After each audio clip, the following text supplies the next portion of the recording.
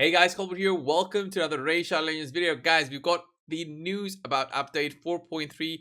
Basically, the save teams are coming. The skill instructions are coming where we can set our own skills that we want our characters to be doing on auto when the fight starts and on defense on PvP. So that's going to be a great patch. We don't know exactly the date of the patch just yet, but we also been giving information about the new fusion. I covered the fusion champion yesterday. It's gonna be this guy right here, Herdendick, and we're gonna have also information about him and his fusion champions that will accompany him within the patch. So it's gonna be a classic fusion having 4 epic champions, which are definitely brand new, and then it's gonna be 4 new rare champions, which are also gonna be brand new. We'll cover those skills. And there's also, I think, 2 new legendaries, which also seem interesting, so we'll cover those as well. But before that, there's going to be also an upgrade on playtime rewards. Basically, they're increasing the playtime rewards by a little bit. Some more silver, about 20,000 more silver, I think, and 2 greater arcane potions for players over level 50. Nothing too crazy, honestly. They could have done this and made something better with this. Maybe 2 refreshes on energy. That would have made it 10 times better. So Herndeg, we went through this guy yesterday. He's going to be an attack-based dwarf. He's also going to be applying HP burn and a decreased defense and a weaken on 2 separate skills. So his strong skill is going to be his A3, and I think that's going to be a hard-hitting skill as well. And I can't wait to see this guy in action. So next up is Lady Kimmy, a brand new Shadowkin champion. So she looks cool, but I wonder what she does. So she attacks one enemy on her A1, then attacks the enemy with the highest turn meter, and this skill can hit twice, I'm guessing, on the same target. The second hit has a 50% chance of decreasing the target's turn meter by 15%. Then her A2, 75% chance of decreasing accuracy and decreased speed, also has a 75% chance of decreasing each target's turn meter by 15%. That's a pretty good skill, actually, both a decreased speed and a decreased turn meter. But I mean, Sylar does this way better. And then her A3 removes 1 random buff from each enemy, then has a 75% chance of placing a block buff's debuff for 2 turns on enemies who have buffs removed. That's okay. Also fills the turn meters of all allies by 15% and places a 50% increased accuracy buff and a 30% increased speed buff on all allies for 2 turns. Pretty good for a support standard kind of skills. Nothing too crazy about all her skills that I'm seeing. I mean, the turn meter boost and speed boost is okay because it also has the component of actually removing 1 buff from the enemies. And let's say you're facing a team that has immunity sets, then it also will apply a block buff. Okay, wait. Now that I'm seeing this A3 a little bit more in detail, this is insane. It's actually going to be insane because for PvP, you want to have a block buffs because that blocks the swift parry sets. You want to have at least a way to remove 1 random buff, and that's going to be the immunity set. And then she also turn meter boost, increase accuracy so that your, let's say, Madam series actually gets her debuffs down. And then she also has an increased speed and a turn meter boost. Oh, wait, she's insane. Wow, this Lady Kimmy is insane. I thought when I first read her kit, I was like, okay, it's a very basic. But then, as I realized, as my man kid working a little bit and said, okay, cold brew, this is not a standard kit for one single skill does all that. That's gonna be insane in arena. Whenever this champion places a debuff on an enemy, also decreases the enemy's turn meter by 5% for each debuff play. So this goes very well with her A3 because her A3 applies a block buffs debuff. So this one goes really well. That's actually also an additional 5% decrease in turn meter. Whenever this champion or an ally receives a debuff, it fills the turn meter by 5%. Okay, that's cool. And then she's got a Nora for Doom Tower, which is whatever. Next up, another legendary, Nobel, Shadowkin, attack force champion, attacks one enemy on his A1. 40% chance of decreasing the duration of 2 random buffs on the target by 1 turn. If the target is under a fear or true fear debuff, has a 65% chance of decreasing the duration of all of the target's buffs by 1 turn instead. Okay, nothing insane. I wonder how high this hits. And then his A2 attacks one enemy, will ignore 30% of the target defense, fills this champion's turn meter by 25% after the attack. Okay, if the target is under fear or true fear debuff, decreases the cooldown of the dismay skill by 1 turn. His mace is A3, which is the nuking ability. AoE, 75% chance of decreasing each enemy's turn meter by 20%. That's great. Oh wow, that's a solid amount. And then if there are any enemies under fear or true fear, will also fill this champion's turn meter by the amount those enemies lose. Okay, this is great for, okay, this is a 3-turn cooldown when fully booked. When you're fighting in dungeons, that's gonna basically give you a 100% turn meter boost if the enemies also have a fear or a true fear. So whenever an enemy's turn meter is fully depleted by any champion, has a 50% chance of placing a true fear debuff on that enemy for 1 turn. But fully deplete the turn meter. That's not an easy skill to have, to fully deplete the target's turn meter. There's some champions that do this. Just to name a few, let's say Warlord and Lysandra that do this. Warlord does it actually on a percentage chance, and Lysandra does it on her A2 on a single target. Okay, this is another good champion, I would say, but the combination of applying debuffs and being an attack champion always feels bad for me, because you can't really focus on either going full attack or just focusing also on accuracy so that you can land those debuffs, being the fear for this guy. So Siege Halt, this guy is probably going to be a part of the fusion magic epic attack Ocran tribes. Ocran tribes, usually this faction is a bit on the weaker side, so attacks one enemy, decreases the target's turn meter by 15% if the target is under a decreased defense debuff or decreased speed debuff. Okay. And then A2 places a 50% increased attack buff on this champion for 2 turns, then attacks all enemies. Has a 75% chance of placing a 60% decreased defense debuff for 2 turns. This is great, but the decreased defense goes after the hit, so it won't be as impactful.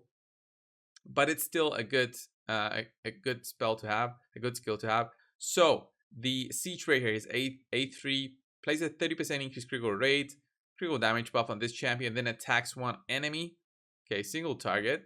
75% chance of placing a 30% decreased speed debuff on the target. Really solid as a single target hit. And then critical rate in Doom Tower battles by 24%. Okay, solid for an epic, but I wouldn't say not go for the fusion if you're going to be picking up this epic. Gory, this epic, Spirit Attack Shadowkin, attacks one enemy 2 times, plays an extra hit if the target is under a freeze debuff, heals this champion by 10% of the damage inflicted. A2 attacks 3 times at random, each hit has a 75% chance of placing a freeze debuff for 1 turn.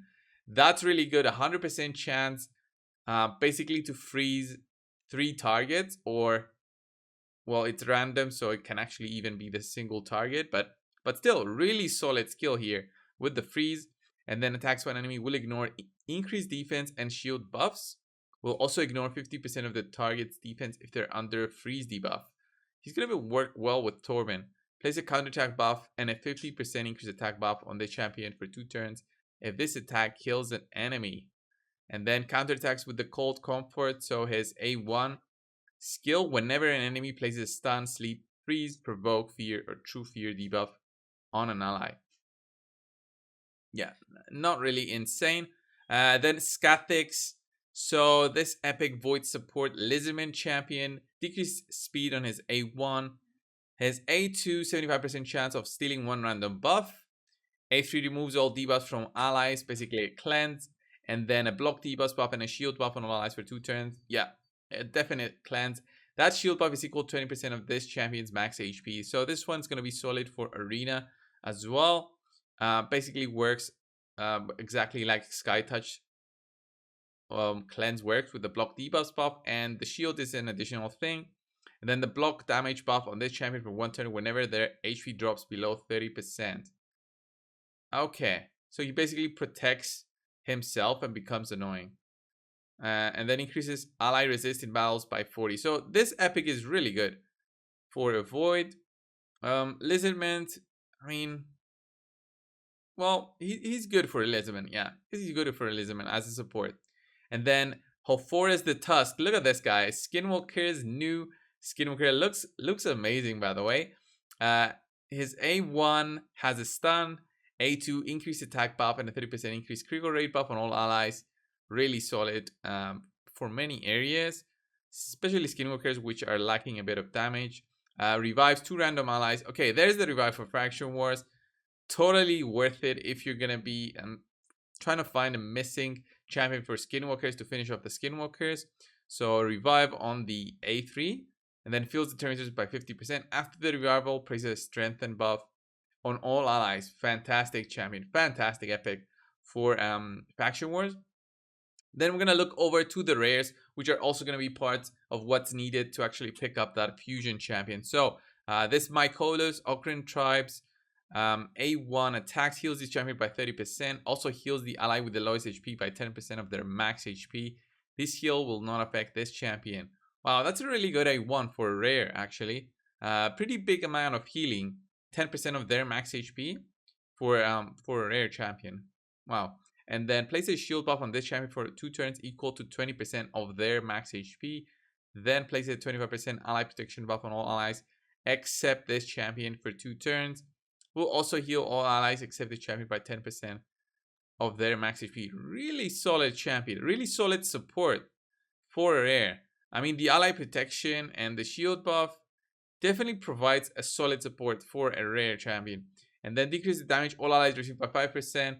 This champion will receive the damage instead. Fantastic champion. Fantastic.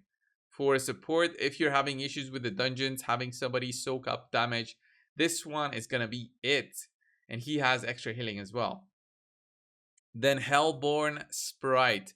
Tax one enemy, 25% chance of placing a 15% weaken debuff for 2 turns. Tax one enemy 3 times. Each hit has a 50% chance of placing 100% heal reduction. And then increase the duration of all ally buffs by 1 turn. Then place a 15% increased critical rate buff on all allies for 2 turns. Basically 5 turns cooldown. It's 3 with books. Okay, it's a solid way to have a increased duration of ally buffs skill on a 3-turn cooldown. That works usually well for clan boss, but his other skills don't really work so well. So I would say pass on this guy. And I think we've got 2 more. So Odachi, this is a Shadowkin, provoke on the A1 with a 20% chance.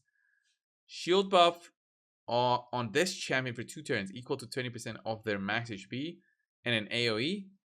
And then place a block debuff buff on all allies for 1 turn. Also place a 30% increased defense buff on allies for 2 turns. Okay, this one's solid as well, but it's a 1 turn only block debuff, so won't be as effective. So it's an okay rare. And then Assassin is the final one.